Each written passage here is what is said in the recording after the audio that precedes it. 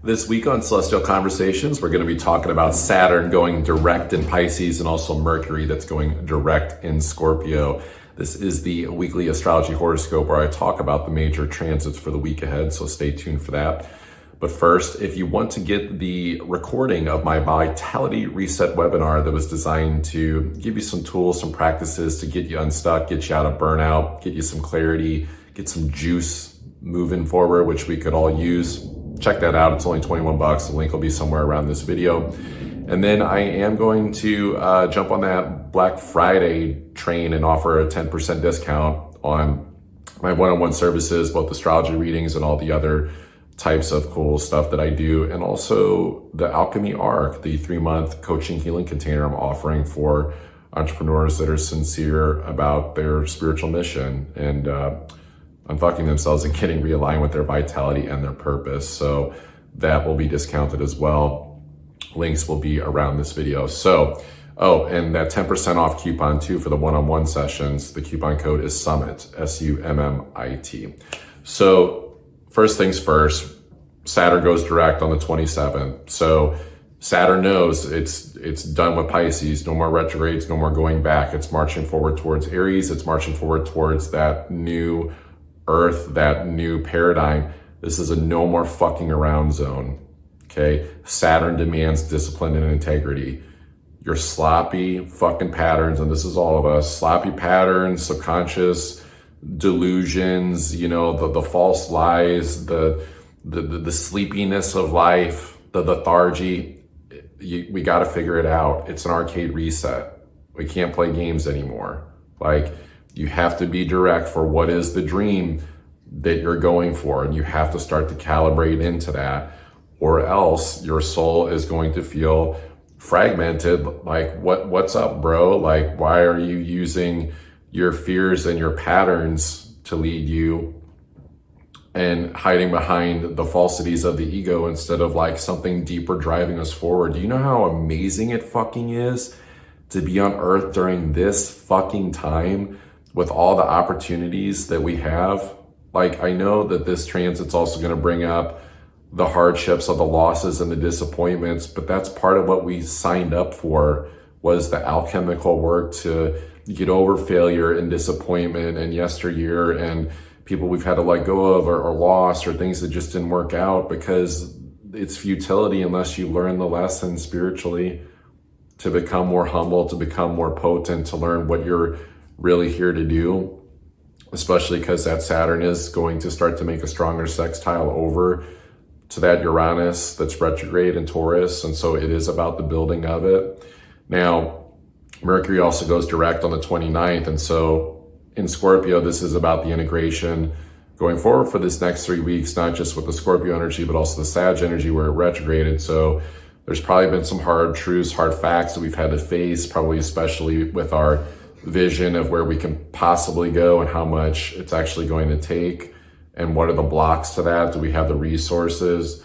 This could be hard truths and patterns in relationships and situations with money and abundance. Whatever's been coming up from the past 3 weeks, the general rule of thumb with Mercury is now it's time to integrate for the next 3 weeks. So the simplest, easiest way to tinker around and get unstuck and get prepared for this new world that's coming here, especially in 2027. It's very entrepreneurial minded in terms of leaving the systematic grid work behind that we're just been so infused into for the past 400 plus years. It's going to be making those little tweaks that we've been learning about. So really take a look at what's been happening the past 3 weeks from that date of when it goes stationary direct on the 29th, and then start to actually implement those changes. Don't ignore them. Don't repress them or repress the emotions or, say that it's too much, because it becomes too much. It becomes overwhelm and becomes more stuckness. And then it's looking for more answers. It's Sag season. We're entering into this week. Of course, I do this from Wednesday to Wednesday the following week. 5 planets retrograde plus Chiron, so 6 if you add Chiron. But then with 2 planets going direct with Saturn and Mercury, it's at least we can start to move forward a little bit. But remember, things are still slow when planets go direct. It's more just hey, chop, chop, it's go time, but it's not a time to rush. And so that's why I think we really need the focus and calibration. Now, the main, pattern that I've seen with people like lately is they're acknowledging some stuckness as a soul and a lack of fulfillment. They've been sort of like chasing the dream, trying to expand, and they're looking at what is the next horizon to expand to. But it's almost like they're trying to run and not learn the spiritual lessons from what they've manifested in the past. Like, where was the misalignment?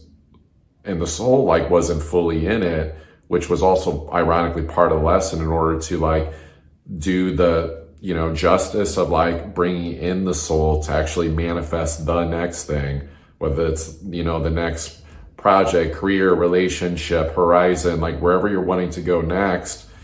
The calibration ideally is going to come from the soul for like the fruitful endeavors. Otherwise it could result in weird delays when we step into this new reality starting next year, and especially 2027. So this is about getting the dream and the trajectory right at more of a spiritual level to be led by that soulful dream. So, looking at, where are we going next? I think one, it is acknowledging the gratitude we manifested most of what we wanted, and actually just like actually being real about that. Any place that we didn't, we have to examine where we didn't want it fully, or we're saying yes, but mostly no to the universe. And to actually listen deeply to ourselves, to the emotional state, the emotional body of like what's coming up, to really clear out the vessel, to, release the past, the disappointments, all the crazy, intense past life energy that could be coming up, and not all of it pretty stuff. And maybe, get a past life regression during this time. I'd highly recommend it. Or, hypnosis, Dolores Cannon, QHHT style. I do that shit too, so hit me up. I mean, it's clearing us out so that we can be better listeners and let the soul infuse into the body more, so that we're not making decisions from a place of fear and just running another pattern. I think collectively the unconscious thing is the fear, and I felt this myself. It's like the fear of choosing, consciously using free will to manifest the next thing, because not wanting to end up with another lesson, just another spiritual lesson where it was like, but actually like getting like the full dream, the whole 9 yards. And that is truly what's available for people.